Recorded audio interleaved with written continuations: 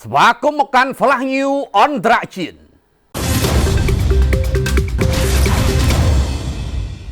អ៊ុយក្រែនប្រឡែងដ្រូនទៅលេងរុស្ស៊ីហើយនៅពេលនេះធ្វើឲ្យផ្អើលទីក្រុងមូស្គូទាំងយប់គណៈនៅក្នុងតំបន់ខឺលោកប្រធានាធិបតី Zelensky ក៏បានប្រឡែងកូនចៅឲ្យព្យាយាមវិលលុកចូលជាថ្មីម្ដងទៀតផងដែរក្នុងការចុះផ្សាយដោយសារជីវកម្មផ្សព្វផ្សាយសម្លេង BBC អាញាធររុស្ស៊ីក៏បានទទួលស្គាល់ថាអ៊ុយក្រែនពិតជាបានបើកការវាយប្រហារដោយដ្រូនមកលើទីក្រុងមូស្គូពីយប់ជាប់គ្នាមកហើយអាកាសយានដ្ឋានសំខាន់ទាំង4នៅក្នុងទីក្រុងនេះក៏បានបិទទ្វារអស់ជាច្រើនម៉ោងផងដែរដើម្បីធានាសុវត្ថិភាពប៉ុន្តែក្រោយមកបានបើកដំណើរការឡើងវិញបន្ទាប់ពីស្ថានភាពបានស្ងប់លោក Sergei Sobyanin អភិបាលទីក្រុងមូស្គូបានលើកឡើងបន្ថែមថាមានដ្រូនអ៊ុយក្រែនយ៉ាងតិច19គ្រឿងត្រូវបានបំផ្លាញមុនពេលពួកវាហោះមកដល់ទីក្រុងនេះពីទិសដៅផ្សេងគ្នាក្រៅពីទីក្រុងមូស្គូអភិបាលនៃទីក្រុងផ្សេងទៀតរបស់រុស្ស៊ីរួមមានទីក្រុង Penza Voronezh ជាដើមក៏បានលើកឡើងថារងការវាយប្រហារពីដ្រូនរបស់អ៊ុយក្រែនផងដែរកាលពីយប់ឆ្លងចូលថ្ងៃអង្គារអ៊ុយក្រែនបញ្ជាដ្រូនទៅលុតរុស្ស៊ីវិញយ៉ាងដូចនេះគណៈមានសេចក្តីរាយការណ៍កាលពីថ្ងៃច័ន្ទថាកូនចៅរបស់លោក Zelensky បានព្យាយាមវាយលុកចូលនៅក្នុងតំបន់ខឺរបស់រុស្ស៊ីជាថ្មីម្ដងទៀតហើយទីក្រុងគៀវបានលើកឡើងថាកងកម្លាំងរបស់ខ្លួនបានវាយប្រហារអង្គភាពគ្រប់គ្រងដ្រូនមួយកន្លែងរបស់រុស្ស៊ីនៅក្នុងតំបន់ខឺកាលពីថ្ងៃអាទិត្យក្បែរភូមិយ៉ូគីណូហើយនៅក្នុងខែមេសាទីក្រុងមូស្គូបានលើកឡើងថាខ្លួនដណ្ដើមបានតំបន់ខឺមកគ្រប់គ្រងឡើងវិញទាំងមូលហើយលោកពូទីនថែមទាំងបានអរគុណកូរ៉េខាងជើងដោយបើកចំហទៀតផងសម្រាប់ការបញ្ជូនទ័ពមកជួយខ្លួននៅក្នុងតំបន់នេះមានសេចក្តីរាយការណ៍កាលពីថ្ងៃច័ន្ទថាអ៊ុយក្រែនបានអះអាងថា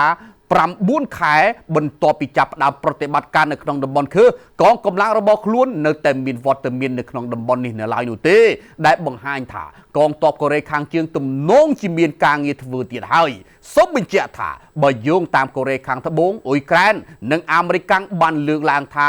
មានទាហានកូរ៉េខាងជើងរហូតដល់ 4000 នាក់បានស្លាប់និងរងរបួសពេលជួយរុស្ស៊ីនៅក្នុងតំបន់ខឺនេះបើគិតចាប់តាំងពីឆ្នាំមុនមក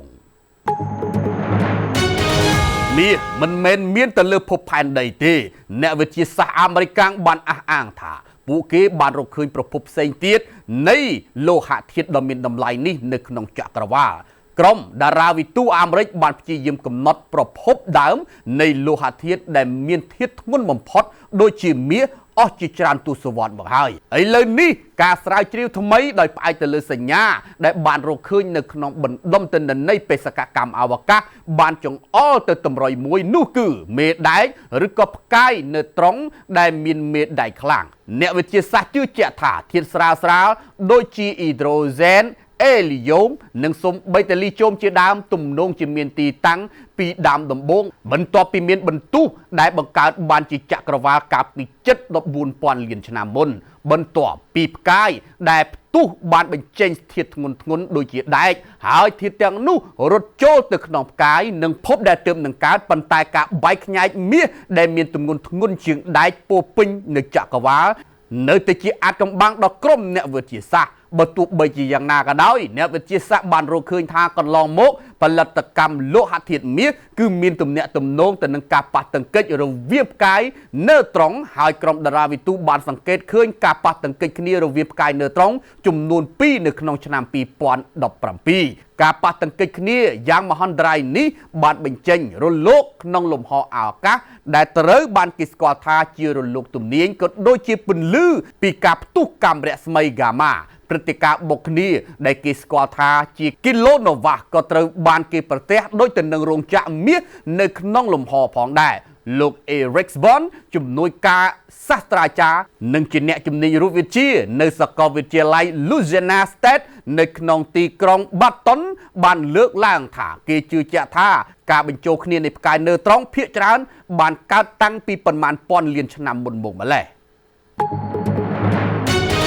ពី ៀតណាមកំពុងតែស្ថិតនៅលើផ្លូវដើរឆ្ពោះទៅក្លាយជាមហាអំណាចសេដ្ឋកិច្ចបំផុតទី2នៅអាស៊ីអាគ្នេយ៍ដោយនឹងវាត់ដាច់ប្រទេសថៃទៀតផងនេះបើយោងតាមការព្យាករណ៍ដោយក្រុមអ្នកវិភាគសេដ្ឋកិច្ចដែលត្រូវបានចុះផ្សាយដោយកសែតថៃ The Nation កាលពីថ្ងៃច័ន្ទយោងតាមរបាយការណ៍ថ្មីមួយពីមជ្ឈមណ្ឌលស្រាវជ្រាវសេដ្ឋកិច្ចនិងធុរកិច្ច CEBR បានព្យាករណ៍ថាវៀតណាមនឹងឈរនៅពីក្រោយប្រទេសឥណ្ឌូនេស៊ីតែមួយគត់នៅក្នុងតំបន់អាស៊ីអាគ្នេយ៍ហើយបោះពុយឈានទៅក្លាយទៅជាមហាអំណាចសេដ្ឋកិច្ចទី20នៅលើពិភពលោកនៅក្នុងឆ្នាំ2036ទិន្នន័យដាច់ដライមួយពីមូលនិធិរូបិយវត្ថុអន្តរជាតិ IMF បានបង្ហាញថាវៀតណាមបានបោះជំហានរួចហើយដើម្បីក្លាយជាប្រទេសដែលមានសេដ្ឋកិច្ចធំជាងគេទី3នៅអាស៊ីអាគ្នេយ៍នៅក្នុងឆ្នាំនេះជាមួយនឹងផលិតផលក្នុងស្រុកសរុបចំនួន$571,000 លាន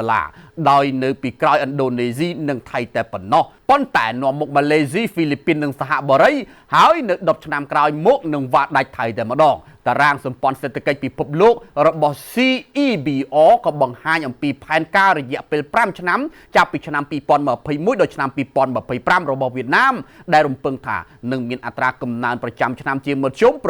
6.5% ក្នុងទសវត្សរ៍ក្រោយផងដែរកំណើននេះត្រូវបានគេរំពឹងថានឹងត្រូវបានជំរុញដោយវិស័យផលិតកម្មដ៏រឹងមាំរបស់វៀតណាមដែលរួមបញ្ចូលបន្ថែមទៀតនៅក្នុងខ្សែសង្វាក់ផ្គត់ផ្គង់អន្តរជាតិតាមរយៈកិច្ចព្រមព្រៀងពាណិជ្ជកម្មនិងការនាំចេញចម្រុះវៀតណាមក៏មានមហិច្ឆតាក្នុងការសម្រេចបាននៅឋានៈប្រាក់ចំណូលខ្ពស់នៅក្នុងឆ្នាំ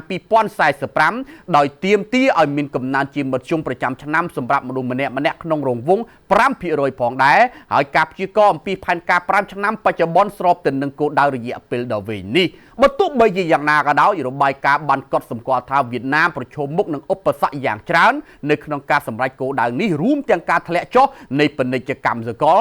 និងចំនួនប្រជាជនវ័យចំណាស់ដែលកំពុងតែកើនឡើងជាដើមក្រសួងមហាផ្ទៃរបស់ឥណ្ឌាបានប្រកាសកាលពីថ្ងៃច័ន្ទថាខ្លួនបានបញ្ជាឲ្យរដ្ឋមួយចំនួនធ្វើសម្ពយុទ្ធសន្តិសុខនៅថ្ងៃទី7ខែឧសភាដើម្បីធានាឲ្យមានប្រសិទ្ធភាពក្នុងការការពារជនស៊ីវិលបើក្នុងករណីមានការវាយប្រហារណាមួយសម្ពយុទ្ធនេះកើតមានឡើងចំពេលដែលមានភាពតានតឹងរវាងឥណ្ឌានិងប៉ាគីស្ថានបន្ទាប់ពីមានការវាយប្រហារកាលពីខែមេសានៅក្នុងតំបន់ហ្គាស្មៀបណ្ដាលឲ្យភ្ញៀវទេសចរបរទេសចំនួន26នាក់បានបាត់បង់ជីវិតនោះវិធានការនេះត្រូវបានគេរាយការណ៍ថារួមមានការប្រើប្រាស់ស៊ីរ៉ែនជូនដំណឹងអំពីការវាយឆ្មក់តាមអាកាសការបណ្ដោះបណ្ដាលជនស៊ីវិលនិងនិស្សិតស្ដីអំពីវិធីការពារខ្លួននិងរបៀបដោះស្រាយពេលដាច់ភ្លើងជាដើមពលរដ្ឋនានាក៏ត្រូវបានស្នើសុំឲ្យមានការធានាអំពីការការពារហេដ្ឋារចនាសម្ព័ន្ធសំខាន់ៗនិងការហាត់សមអំពីរបៀបជំនះមនុស្សនៅក្នុងស្ថានភាពបន្ទាន់ផងដែរសម្ពយុទ្ធបែបនេះទើបតែត្រូវបានធ្វើឡើងនៅក្នុងប្រទេសឥណ្ឌាជាលើកដំបូងតែប៉ុណ្ណោះចាប់តាំងពីឆ្នាំ1971មកហើយវាលេចមានឡើងបន្ទាប់ពីប៉ាគីស្ថានទើបតែធ្វើសម្ពយុទ្ធបាញ់មីស៊ីលជាលើកទី2រួចថ្មីតែប៉ុណ្ណោះអ៊ីស្រាអែលបដិញ្ញាបង្កើនសង្គ្រាមអមដោយផែនការថ្មីដើម្បីដណ្ដើមយកតំបន់ហ្គាហ្សានាយករដ្ឋមន្ត្រីអ៊ីស្រាអែលលោកប៊ិនយ៉ាមីននេតានយ៉ាហ៊ូបានមានប្រសាសន៍ថាចំនួនប្រជាជននៅតំបន់ហ្គាហ្សានឹងត្រូវផ្លាស់ប្ដូរទីលំនៅទៅភាគខាងត្បូងបន្ទាប់ពីគណៈរដ្ឋមន្ត្រីសន្តិសុខរបស់លោកបានអនុម័តលើប្រតិបត្តិការយោធាដែលរដ្ឋមន្ត្រីរូបនេះបានពិពណ៌នាថាជាផែនការថ្មីដើម្បីដណ្ដើមយកទឹកដីមួយនេះការបោះឆ្នោតកាលពីថ្ងៃអាទិត្យបានលើកឡើងថាត្រឹមតែប៉ុន្មានម៉ោងតែប៉ុណ្ណោះបន្ទាប់ពីយោធាអ៊ីស្រាអែលបាននិយាយថាខ្លួននឹងប្រមូលទ័ពបម្រុងរាប់ម៉ឺននាក់មកពង្រឹងសមត្ថភាពដើម្បីធ្វើប្រតិបត្តិការថ្មីនៅក្នុងទឹកដីប៉ាឡេស្ទីនមន្ត្រីសន្តិសុខអ៊ីស្រាអែលជាន់ខ្ពស់មួយរូបបានលើកឡើងថាប្រតិបត្តិការនៅក្នុងតំបន់ហ្គាហ្សាដែលមានឈ្មោះថា Gideon Chariot ត្រូវបានអនុម័តជាឯកច្ឆន្ទដោយគណៈរដ្ឋមន្ត្រីសន្តិសុខនៅក្នុងគោលបំណងបង្ក្រាបក្រុមហាម៉ាស់និងជួយឲ្យមានការដោះលែងចំណាត់ខ្មាំងទាំងអស់មកវិញមន្ត្រីរូបនេះបានបន្ថែមថាផែនការនេះនឹងត្រូវអនុវត្តបន្ទាប់ពីដំណើរទស្សនកិច្ចរបស់ប្រធានាធិបតីដូណាល់ត្រាំមកកាន់តំបន់មជ្ឈិមបូព៌ានៅសប្តាហ៍ក្រោយដើម្បីផ្ដល់ឱកាសសម្រាប់កិច្ចព្រមព្រៀងដោះលែងចំណាត់ខ្មាំងសូមអរគុណសម្រាប់ការតាមដាន Flash News អន្តរជាតិ